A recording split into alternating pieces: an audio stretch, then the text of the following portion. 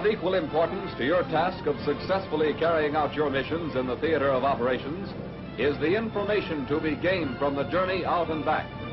To this end, fighter pilots and bombardment crews must be on the alert when not engaged with the enemy for information, for intelligence. Gentlemen, you'll follow me on this map. Once you get into enemy territory, there's danger of interception all along this line, especially over Mori, which is here, about 60 miles out, and Choba, here, about 110 miles from our base. The 86th Bombardment Group has the mission of flying direct to Yamura at 20,000 feet and bombing various objectives there. They will assemble over Chora at 5,000 feet at 0430 hour tomorrow morning. This group, with the 17th Fighter Group, has the mission of escorting and protecting the bombardment group for the first 200 miles. And on the return trip, it will execute certain reconnaissance missions. When you get to the fork of the Dungo River, here, you are at the end of your escort mission. Squadron commanders will then turn back with their squadrons in formation. Major White will explain the mission to you in detail. On the return trip, we are ordered to get all information possible concerning the results of our bombing last night of the railroad junction and oil dump at Keita. This city is ringed with anti-aircraft defenses, and from previous experience, we judge it to have an excellent anti-aircraft warning service. You can see from this map that the oil dump is 1.5 miles southeast of the main railroad depot. It is adjacent to a railroad line, so that though you fail to locate the depot, you should be able to spot the oil dump. Also, if the mission of last night was at all successful, there should be fires still burning with heavy black smoke. Information is also requested by headquarters on developments in a wood 5 miles west of Matora.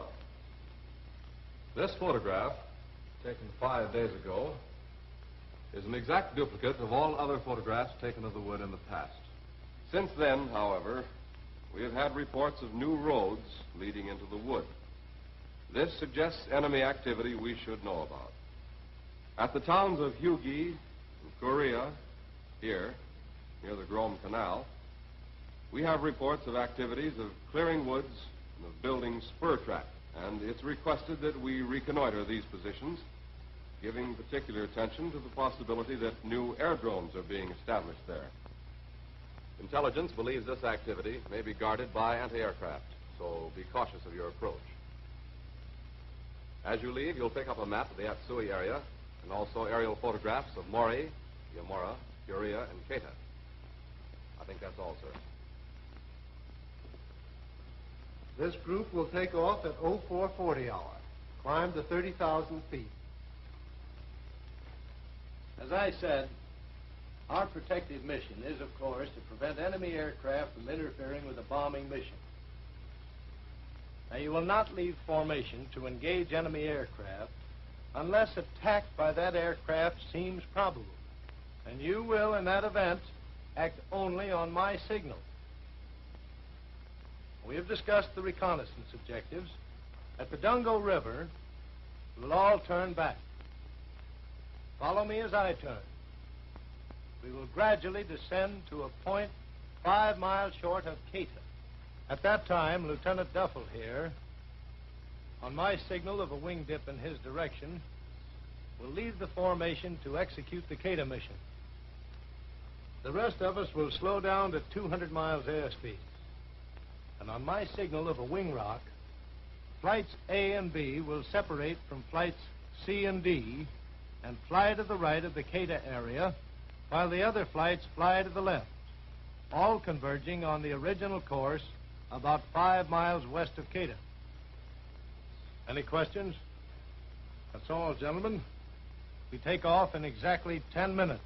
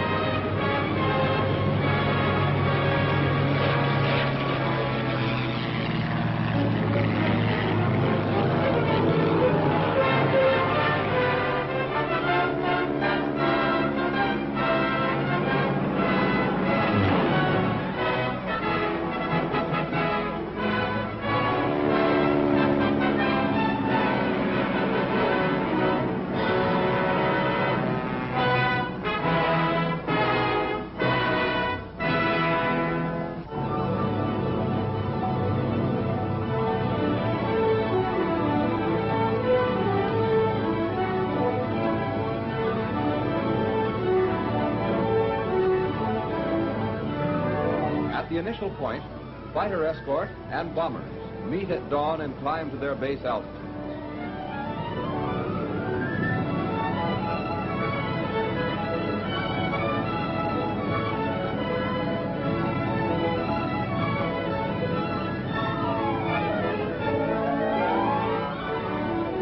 Darkness imposes a considerable handicap on air reconnaissance. Also, observations from aircraft operating in formation have their maneuverability restricted.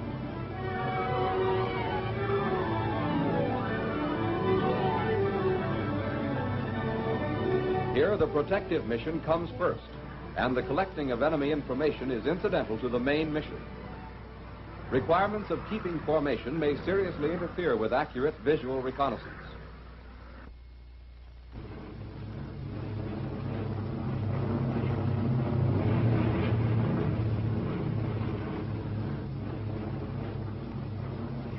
At the fork of the River Dungo, the escort mission is over. The 181st Squadron Operations Officer was designated at the group meeting as group commander for the escort mission. The squadrons observe his prearranged signal and head back for their individual missions.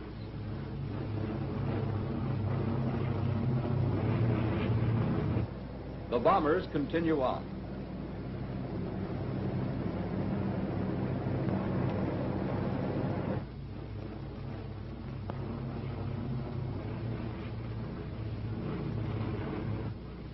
The commander checks the attendance at this point so that he may report the complete success of the escort mission. The 181st Squadron has already started to lose altitude from 20,000 feet to the 10,000 feet it must attain 5 miles short of Quetta. The airplanes are gaining speed slightly as they descend toward their required altitude, and this maneuver also is affected by a prearranged signal. By plan made at the squadron meeting before takeoff, it was decided that the squadron, except for Lieutenant Duffel, would divide into two sections, one going to the right and the other to the left of Quetta, and flying at 10,000 feet. The purpose of this maneuver is to draw enemy fire and attention away from Lieutenant Duffel, and at the same time remain at such an altitude as to operate with maximum safety.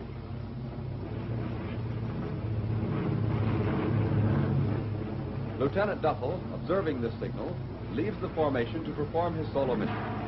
He has been ordered to reconnoiter the effect of the bombing of the oil tanks and railroad junction at Quetta, and to fly fast and low on an eccentric path to offer the least target opportunity for possible hostile fire. Although his vision is limited because of his great speed, Lieutenant Duffel can nevertheless get a half a dozen impressions from his rapid flight over the objective.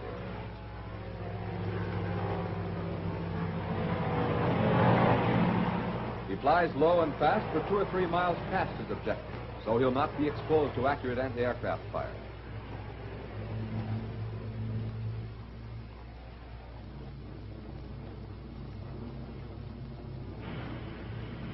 He then rejoins his squadron.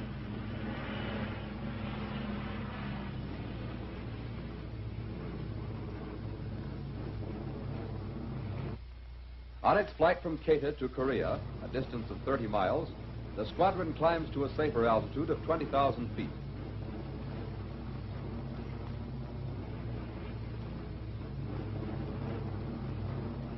The commander signals his squadron to divide, and the squadron follows as he dives toward the objective in Korea.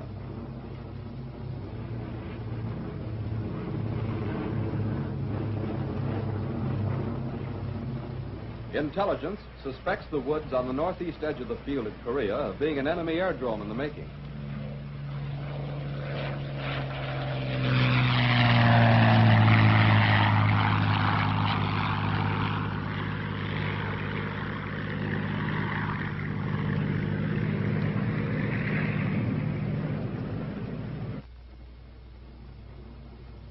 Lieutenant Duffel has already made notes of his first mission at Quetta. He now records everything he saw at Korea and has made a report of the time and altitude of each reconnaissance. Notes are taken of anything seen which was not apparent on the aerial photograph examined before the mission.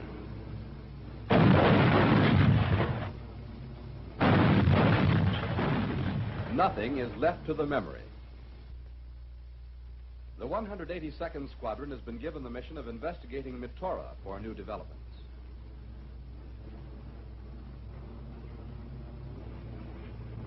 To the experienced intelligence officer, any change in the theater of operations is always foreshadowed by changes in ground installations. The squadron has descended from 20,000 feet above the Dungo River to 15,000 feet as it approaches Metora in preparation for the mission. The squadron commander signals one pilot to accompany him. They dive to reconnoiter the Metora woods. One flies to the left of the woods and the other to the right. This plan enhances the opportunity for observation, presents an element of surprise and confusion to enemy ground troops, and results in less effective fire from automatic weapons. In this situation, the fighter airplane will depend upon speed and close-to-the-ground flight as protection against enemy fire. It's for this reason that these two pilots fly 2 or 3 miles past the target before they start their ascent. They recognize the danger of anti-aircraft protection through camouflage units they've been reconnoitering, whereas 2 miles past these positions, it's less likely that there will be anti-aircraft guns. As he makes notes on the mission at Metora, this pilot looks at the map of the woods to aid his recollection of any changes he has seen. And now the fighter squadrons have completed both their escort and their intelligence missions. The enemy will attempt to limit our air reconnaissance and observation by all means at his disposal. Therefore, it becomes essential at times to use combat types of airplanes for this kind of work because of their great speed and defensive armament.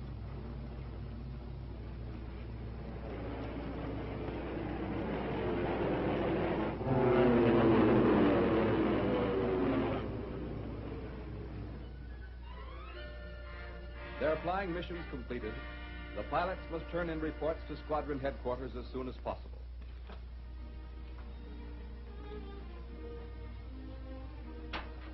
Well, gentlemen, we're all back. Was that machine gun fire at Korea at the southeast end of the field? Yes,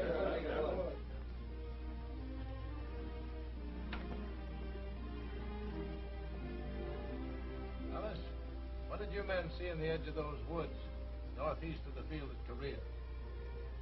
Well, Captain, I didn't have a lot of time. I saw a shack on the west end of the woods. There were several trucks and tractors scattered along the edge of the woods. And at the northeast end of the wood, there's a road that doesn't show up on our aerial photograph. What else did you see, gentlemen? Can you add to this? I saw pretty much the same thing, Captain. And there really is a shack or building at the west end of the wood. It looks like yellow, unweathered lumber. I didn't see any building, but I did see a road which does not appear in the aerial photograph on the northeast side of the field. Anything else? Yes, sir. I saw both the unweathered wood building and the new road. There were a lot of trucks in that wood, too. What about you officers who flew on the south end of the field? That's all I saw, Captain. Quite a few tents, but no other change. How about that report, Lieutenant Duffel? Are you ready? Yes, sir, Major. It's ready.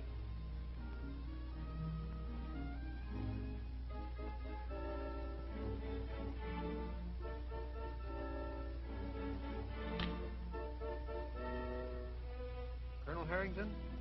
This is Major Lamb, 181st. Yes, sir. The gist of the report you desire is here in paragraph 8.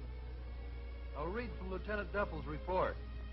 At Queda, 0559 hour, I saw 5 or 6 enormous oil tanks burning and giving off very heavy smoke, and saw some dark red flame at 2 of the tanks. At the railroad junction, 1.5 miles southwest of the oil tanks, I saw a large group of laborers. I could not see what the damage was they were working on. Over Korea, 0610 hour, in the edge of wood northeast of field, I saw a new wood building at the northeast end, several tractors and trucks in the wood, and a road at the southwest end, which does not appear on our aerial photograph, which is annexed here too.